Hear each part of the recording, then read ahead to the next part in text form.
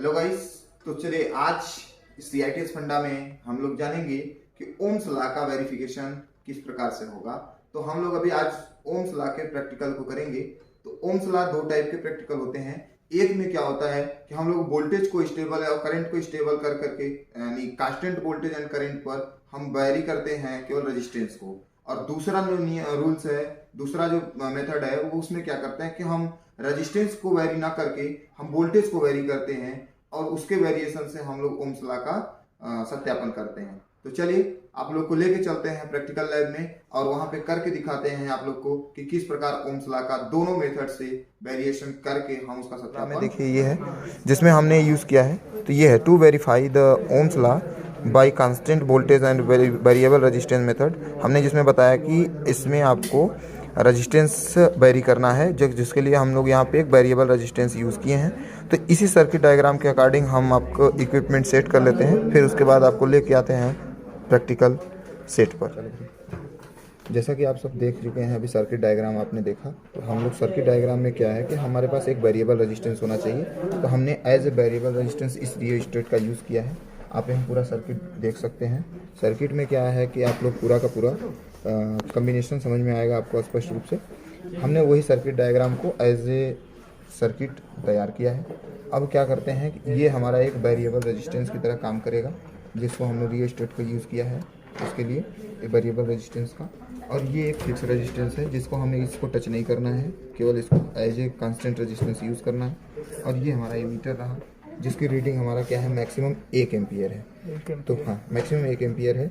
तो इससे क्या होगा कि बहुत कम रीडिंग आती है, तो हम लोग इससे आसानी से मेजर कर सकते हैं। ठीक। और ये हमारा ऑटो ट्रांसफार्मर है। चूँकि हमको 230 वोल्ट्स फिक्स रखना है, इस वजह से हमने ऑटो ट्रांसफार्मर का यूज़ किया है। अब यहाँ क्या करते हैं कि इस ऑटो ट्रांसफार्मर का यूज़ करके हम लोग यहाँ वोल्टेज को बढ़ा देते हैं। और अभी हम ऑन किया है। अब ऑटो ट्रांसफार्मर का यूज़ करके हमने वोल्टेज को 230 पे फिक्स किया। अब हम देखते हैं कि क्या होता है परिवर्तन। हमारी ये एमीटर है। अब हम क्या करेंगे, जैसा कि हमने बताया कि वेरिएबल रेजिस्टेंस का यूज़ करेंगे हम लोग, और यहाँ पे रेजिस्टेंस को वेरी करके वोल्टेज को कांस्टेंट रख के हमें इस ओम्स लॉ का सत्यापन करना है। तो हमने क्या किया कि ये वेरिएबल रेजिस्टेंस, जिसको वेरिएबल रेजिस्टेंस है, इसको हम लोगों ने वेरी कराया। और आप देख सकते हैं कि जब हम यहाँ पे रेजिस्टेंस को वेरी कर रहे हैं तो हमारा क्या हो रहा है, जब हम रेजिस्टेंस का मान बढ़ रहा है, ये रेजिस्टेंस इधर से इधर जाएंगे तो रेजिस्टेंस का मान बढ़ रहा है, और वापस आ रहे हैं तो रेजिस्टेंस का वैल्यू कम हो रहा है। इधर आने पे कम होता है, उधर जाने पे बढ़ रहा है। तो जब हम रेजिस्टेंस का मान बढ़ा रहे हैं तो आप देख सकते हैं कि करंट का वैल्यू क्या हो रहा है, धीरे धीरे घटता जा रहा है, जो कि ओम्स लॉ कहता है। ठीक।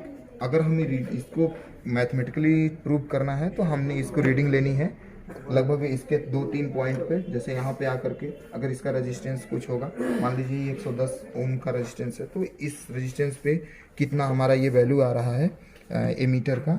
और वोल्टेज तो हमारा 230 फिक्स है।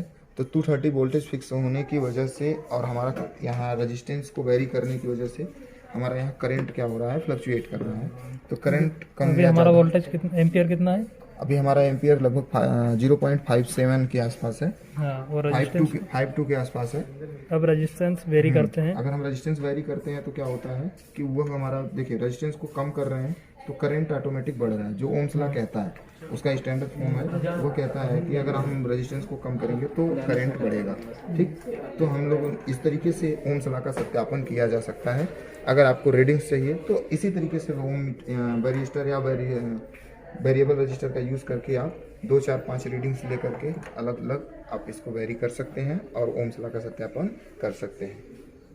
Thank you. तो देखिए ये हमारा है ओम्स लॉ के दूसरा मेथड, ओम्स लॉ का वेरिफिकेशन करने के लिए दूसरा मेथड, जिसमें हम लोग क्या करते हैं कि ये 300 ओम का एक कांस्टेंट रेजिस्टेंस लगाते हैं, यूज़ करते हैं, और उसमें एमीटर को सीरीज़ में कर देते हैं। और करने के बाद ऑटो ट्रांसफार्मर द्वारा हम लोग उस वोल्टेज को वेरी करते हैं और उसके अकॉर्डिंग हमें कितना वोल्टेज और कितना करंट होता है उस, और रेजिस्टेंस टोटल कितना होता है, इसके नियम के आधार पर हम लोग ओम्स लॉ का वेरिएशन करके हम लोग उसका सत्यापन कर सकते हैं। तो चलिए इसके लिए आपको लेके चलते हैं प्रैक्टिकल लैब में और वहाँ देखते हैं कि कैसे होता है। आप सकते हैं हमने एक इलेक्ट्रिकल कनेक्शन के लिए हमने प्रोब यूज़ किया है और यहाँ पे हमारे ये सेट हैं। हम जैसा कि दूसरा मेथड जो है constant resistance and variable voltage method, इसके अकॉर्डिंग हम लोग आज इसका प्रैक्टिकल करेंगे, ओम्स लॉ का सत्यापन करेंगे। तो चलिए स्टार्ट करते हैं इसका कनेक्शन और आपको समझाते हैं, दिखाते हैं।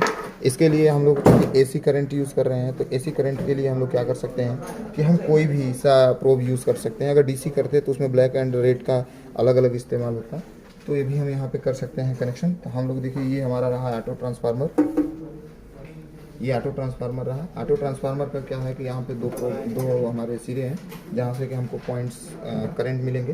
तो हमने क्या किया कि दोनों को डायरेक्टली ज्वाइन किया और इन दोनों केबल्स को अलग अलग direct parallel two volt meter में हमने इसको कनेक्ट कर दिया। रोक दो।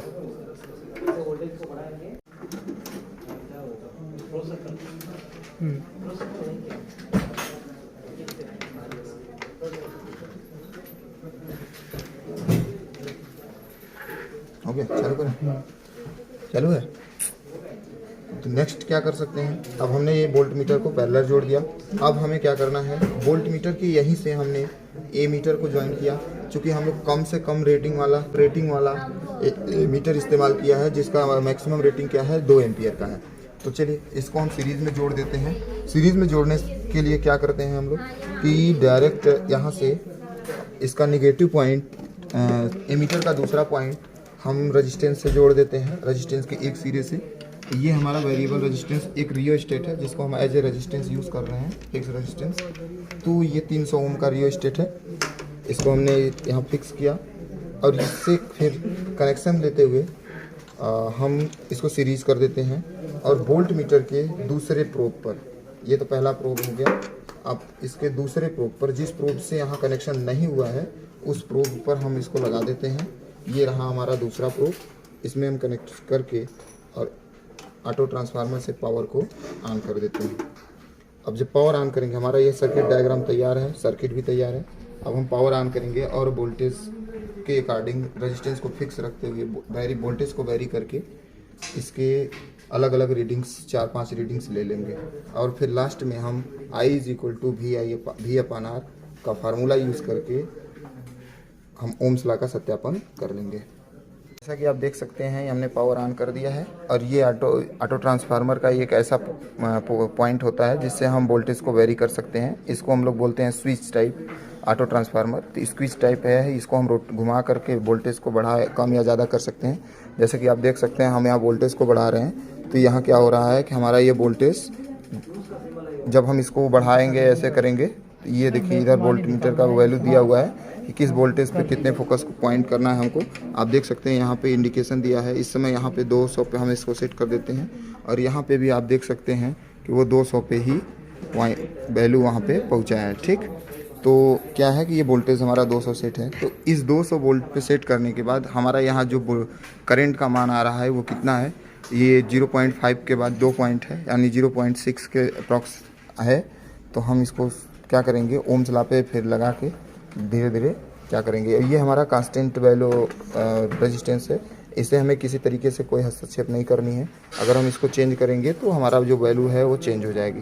तो हमने R जो रेजिस्टेंस है वो 300 ओम का है, आप देख सकते हैं यहाँ 300 ओम लिखा है। तो जो रेजिस्टेंस हम यूज़ कर रहे हैं फिक्स रेजिस्टेंस, ये 300 ओम का है। हमने जो वोल्टेज दिया है वो है अभी फ़िलहाल 200। और हमारा जो करंट गेन हो रहा है, हम करंट को कैलकुलेट कर लेते हैं और फिर आपको दिखाते हैं कि क्या ये ओम्स लॉ इस सर्किट के लिए सही है। जैसा कि आप देख सकते हैं एमीटर में यहाँ पे 0.5 के बाद 4 पॉइंट पे, चौथे पॉइंट पे वो हमारा इंडिकेशन है। तो हम क्या करते हैं 0.5 डिवाइड बाई 10, चूँकि यहाँ से यहाँ तक 10 खाने हैं, तो 10 खानों में से हम 10 से डिवाइड कर देंगे तो हमारा वैल्यू आएगा 0.05 और उसमें हम जब 4 से मल्टीप्लाई करते हैं तो आता है 0.2। तो 0.2 प्लस 0.5 इज इक्वल टू हो जाता है 0.7, जो कि हमारे करंट वैल्यू है। ठीक, तो अब हम क्या करते हैं, इससे ओम्स लॉ का I = V/R रख करके हम सॉल्व करके देखते हैं कि क्या हमारा कैलकुलेशन सही है। जैसा कि आप ओम्स लॉ के गणितीय फॉर्म को देख सकते हैं, I = V/R होता है, जिसमें हमें R हमारा फिक्स रेजिस्टेंस है, जिसका वैल्यू हमें 300 ओम है। और करंट हमने जैसा कि आपके सामने निकाला मेजर करके, वह था 0.7 और वोल्टेज है हमारा 200 वोल्ट। तो हम लोग क्या करते हैं, इस फार्मूले में उठा के पुट करके देखते हैं कि क्या ये वैल्यू आती है। तो 0.7 0.7 इज इक्वल टू क्या कर देंगे हमको 20 भी 200 अब बटे 300।